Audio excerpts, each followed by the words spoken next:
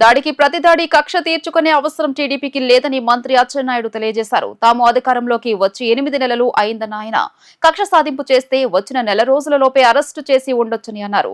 తప్పు చేసిన వారు తప్పించుకునే పరిస్థితి లేదని అన్నారు. గన్నవరం టీడీపీ కార్యాలయంపై దాడి కేసులో ఫిర్యాదు చేసిన వ్యక్తి దానిని వెనక్కు తీసుకోవడం తమ అందరికీ ఆశ్చర్యం కలిగించిందన్నారు.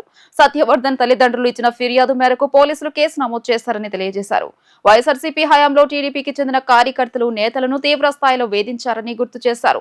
ఎవరు తప్పు చేసినా వారిని వదిలే ప్రసక్తి లేదని సీఎం చంద్రబాబు స్పష్టం చేసినట్లు మంత్రి అచ్చెన్నాయుడు వెల్లడించారు. దీన్ని భూతద్దంలో చూడవలసిన అవసరం లేదు. మేము నిన్నే అధికారంలో లేవు, వచ్చి 8 మాసాలు కంప్లీట్ అయింది.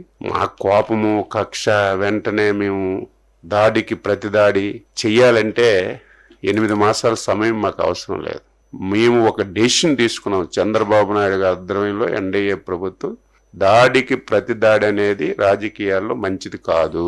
లాస్ట్ 5 years ఇలాగే చేసి రాష్ట్రం తీవ్రమైనటువంటి నష్టాల్లోకి వెళ్ళిపోయింది.